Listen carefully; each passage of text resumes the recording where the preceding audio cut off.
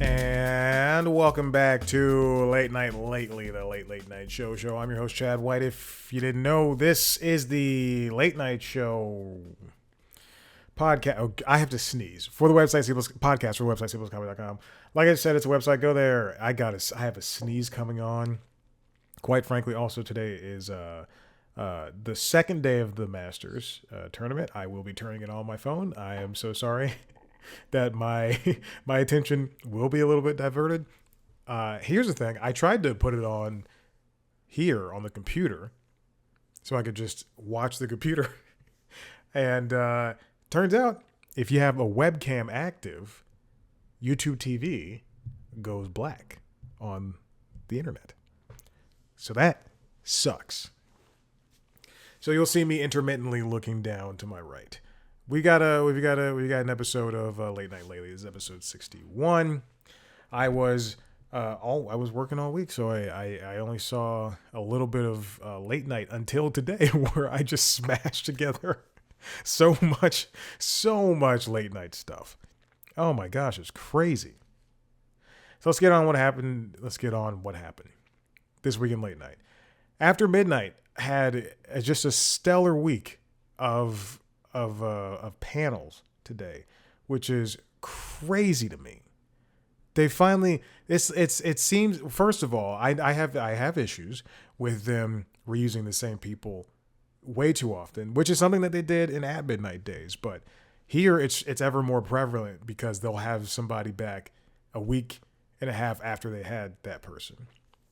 The shirt I'm wearing has it's from The Gap, and I like it a lot. I wish I got I think I'm also losing weight. It is it's a deep V.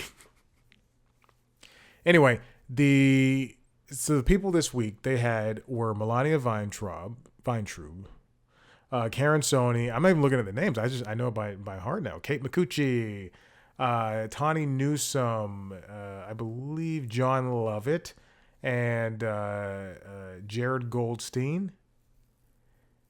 These next two people I'm going to name, I've interviewed. Jessica McKenna and Tone Bell. Taran Killam. Then they had one of the Sklar brothers, who turned out to be Randy, Esther Pavitsky, and Arden Marin. Not one person did I have to look for the names. Amazing. For Jared Goldstein, I was going to say Zach Oyama, but whatever. But it's amazing. That's great casting. That's great panel creating. And it stinks that this show is just going to go away because Taylor's true love is with stand-up. And CBS says, well, we can save some money. Oh my gosh. And then, as promised last week, Stephen Colbert had on the great Cory Booker. I don't want to say the great. I'm not. He's like, come on. He was never nominated for president. He did run. He had on Cory Booker to talk about his this is an extended conversation, by the way, a 24-minute conversation, to talk about his extended stay on the Senate floor, the record-setting 25-hour speech. Oh my gosh. We have some insights into why he did it, how he did it. It's a wonderful interview. I'm sure you're going to watch it. I try to link to the videos that won't get the most views, but then again, there's something that just stands out to me that is so important. We also have another questionnaire, this time with Woody Harrelson, Michael Lewis, Jalen Brunson, and let's see, Cheryl Lee Randolph and Paul W. Downs all joined the couch as well. Scowl played a song. Correct me if I'm wrong. Are we getting a lot of music from late night? Not late night. I'm talking about late night in general. We used to get so many songs on Late Night with Seth Meyers. Now we don't get anything.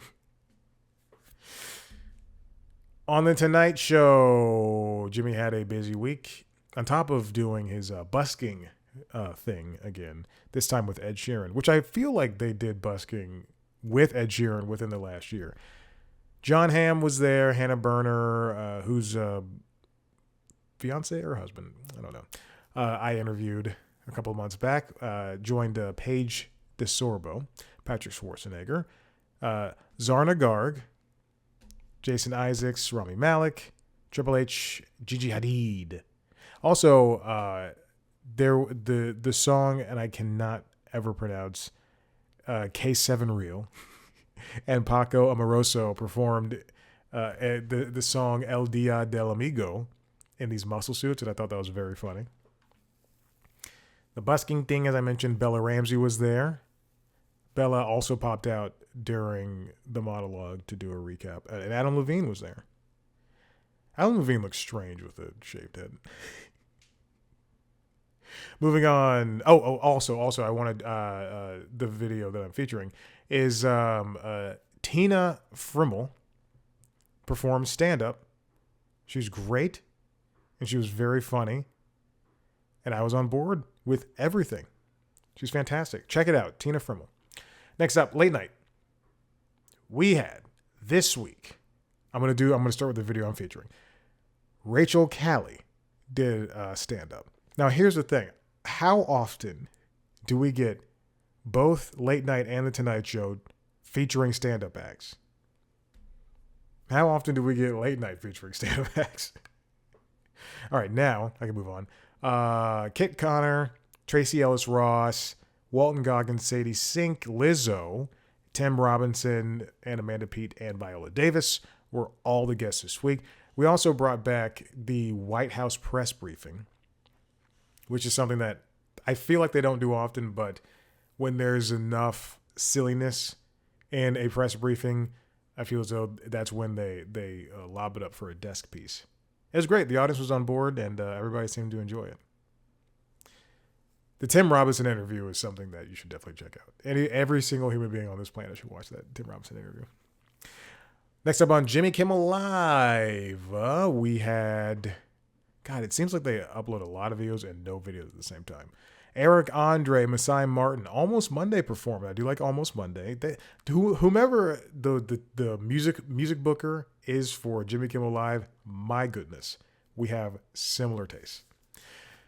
Megan Faye, David Alan Grier, who gave an excellent interview, also appeared. And then Melanie Linsky, who is a terrific actress. And if I've only seen a handful of episodes of Yellow Jackets, I started watching it during the first season and Gene Smart popped up. I started watching Yellow Jackets during the first season when it was during its first season.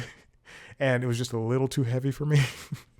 And then I stopped. And then it's been on the list since, and I'm really good at avoiding story moments. I just realized I was looking for a story that I did not end up finding, but I will find it as I move into these next couple of things. This week, Jon Stewart talked to Rahm Emanuel on The Daily Show. Desi Lydic was the host for us a week, and she talked to Mallory McMorrow and Olivia Munn, who did breast cancer advocacy, and she's also on the Apple TV show Your Friends and Neighbors, starring Sean Ham, who's on Tonight Show.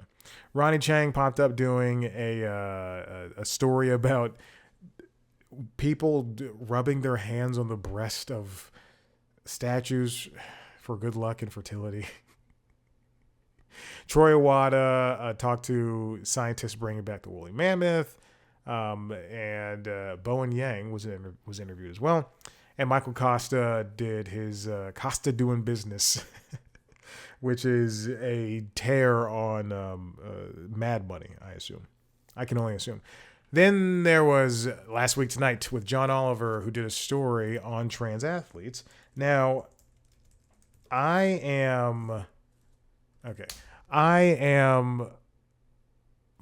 found an article that, unfortunately, was something that was, I guess, referenced to me. What was I was on Google News or something. But take this credit as you will. So for the 42 minutes that John Oliver did a story about trans athletes, what occurred is, hold on, let me double check that Okay. Oh, okay. That's why it was. Oh my goodness. See, I don't know if I can trust this story now because it does have bias in it. Why was this? Why was this suggested to me? Okay, I'll talk through it. Now, here's the thing. There, so I watched the story of the trans athletes thing that John Oliver, the story that he did, and given that I know I've spoken to one of the writers of that show. I even sent in a packet. Very true. I did send in a packet once. I also sent in a packet for Stephen Colbert. I know that they fact check like crazy. Now, again, I watched this episode, didn't Google a thing, not a single thing. I've never even typed in the words "last week tonight" on any search engine ever. Because why would I need to search a late night show? I was Google News in all of its glory suggested to me an article from a website called Outkick, which I thought was a queer website because there's a website called like out.com. Is that what it's called? Yeah. So there's a queer website called out.com. In my mind, I thought they were the same website. But Outkick put up an article called Transgender Fact Checker for John Oliver Showed Obvious Bias, Purposely Misrepresented Information. Now, in all of my brainitude, I read this and I started believing the things that they were saying. And then I started doing. This is why I did this live, is because I started doing my own. I sound like one of them. I did my own research. I was doing my own research, and I found, and yes, I guess the fact checker is a person who is trans, but that's what that show does. For better or worse, that's what Last Week Tonight does. If there's a story about something happening in the black community, then they will have the lead writer for that week will be black. You know, the person leading that story, not the lead writer, the person leading that story. It's the same way that you would on The Simpsons, if there is a story about a Lisa and Marge story, and it's about two women, trying to connect with one another, they're not going to put one of the male writers on it. They'll have a woman writer take the lead on it, and then everybody else can, chime in and throw in ideas and stuff like that. But this is what happens pretty much for everything and everywhere. When there's a team of writers, you're not going to focus on one person to do the entire thing or like the group to do everything. It's not collaboration all the time. That's what happens. So I say that because I was trapped by that damn story. That's one of my biggest issues with Google News, and this is something I usually say for the constitutionals. But Google News, I have an RSS feed on Feedly, feed.ly, and I love it, and I use it quite frankly every single day. However, it is curated for me. I have a news section, and that's got things like Axios, BBC News, and NPR, The Atlantic, and the New York Times. You see where I'm getting at? And then I have sports. ESPN, The Athletic. And then I have film and TV, New York Times, The Arts, Deadline, The Wrap, Variety, Billboard, Consequence of Sound. Then gaming, GameSpot, IGN, Nintendo Life, Xbox Wire, PlayStation Blog. It's things like that in technology. There's things like that, and obviously that puts me stuck in this bubble. And so as a person who works in television, as a person who moonlights as a journalist and has done so for 10 years, whether it was at NBC, my local news affiliate, NBC affiliate, the Weather Channel, CNN, or my current freelancing gig, that's 4 different journalistic opportunities I've had in my entire life. I guess this C plus comedy is technically a journalistic opportunity. Yeah, I guess I'm technically a journalist. I'm a producer / journalist, but whatever. Who cares? The thing is, I'm more of a journalist than any of these damn TikTokers out there. The thing is, I like to go out and find different voices and also different sources for news. However, the problem is, I'm watching Justin Rose. The problem is with something like Google News, an aggregate like Google News, it's not like, Reddit where people are posting and you're saying like, I'm not on the r/Pokemon or r/Nintendo Switch subreddit and someone is posting something from a different website that you hope is reputable and then you see it. Google News is all these websites coming together that they say is fine. You're like, hey, just click into this and you'll be great. And it's a lot of times shitty websites that I've never heard of that I dare not click a link to. Yet sometimes, just like what happened with that Outkick thing, I did. So even in it was like, as I was reading the article, I went, I don't know. I was like, oh, okay. And then when it took a crazy turn, I went, oh no, this isn't good. So we all make mistakes. Okay. Let's move on. This final one, this is the story that I want to talk about, the main bit I want to talk about. It's all about Josh Johnson.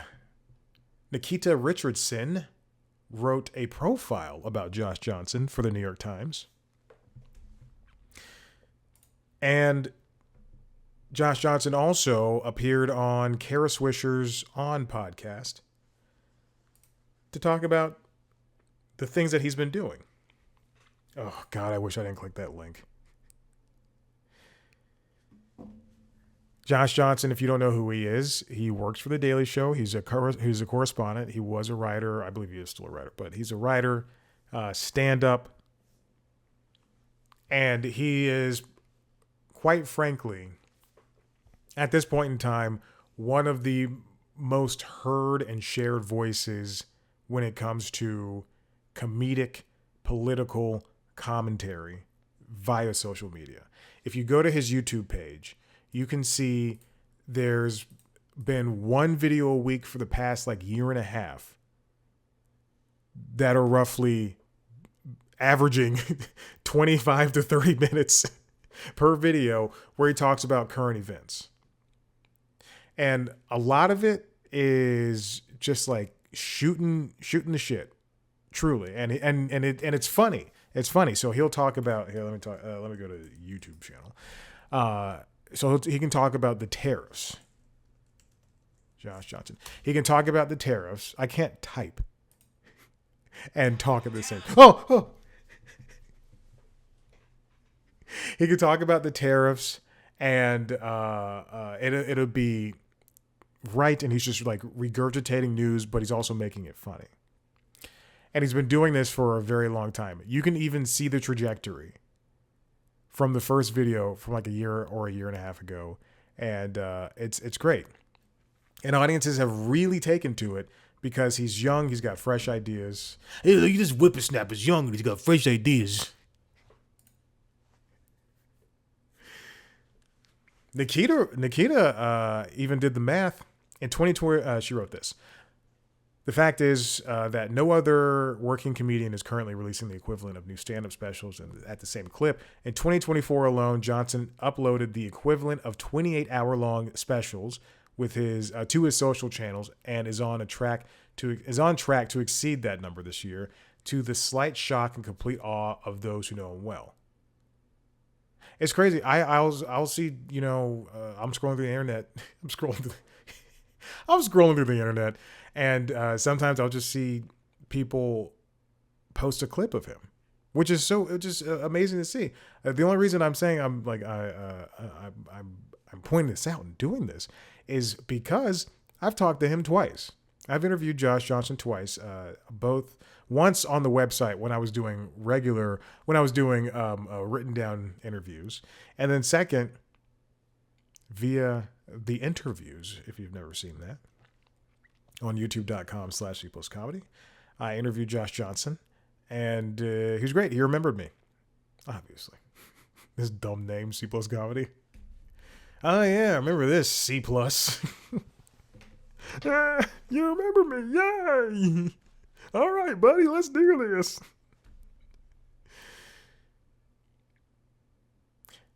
Miss Richardson's, I'll just say Nikita.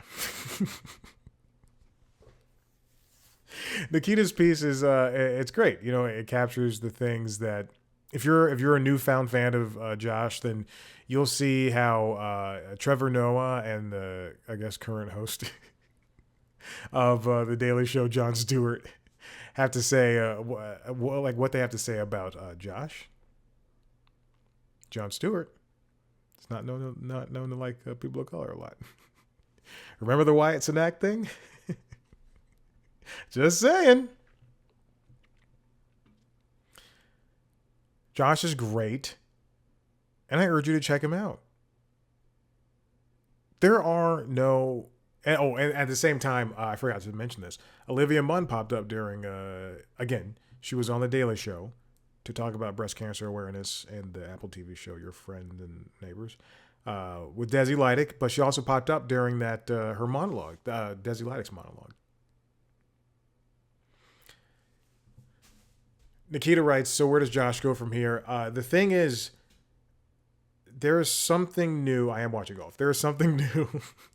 There's something new that Josh is doing, and he's really utilizing the tools of the internet and of social media in order to do so.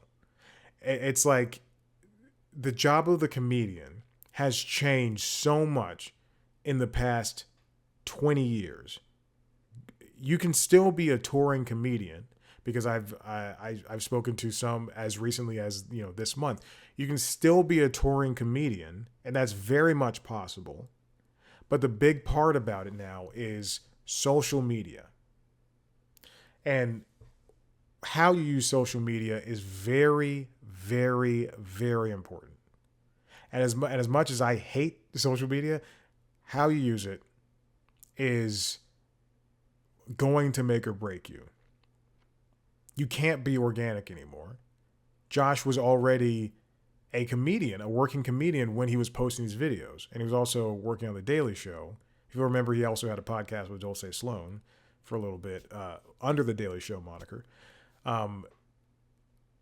So it takes time. It's not going to be as organic. And when he posted that video, I mean, I'm sure like when he posted his first, 20-minute video talking about current events, he didn't think it was going to be the biggest thing in the world. Otherwise, he should get help, because that's the same thing to do.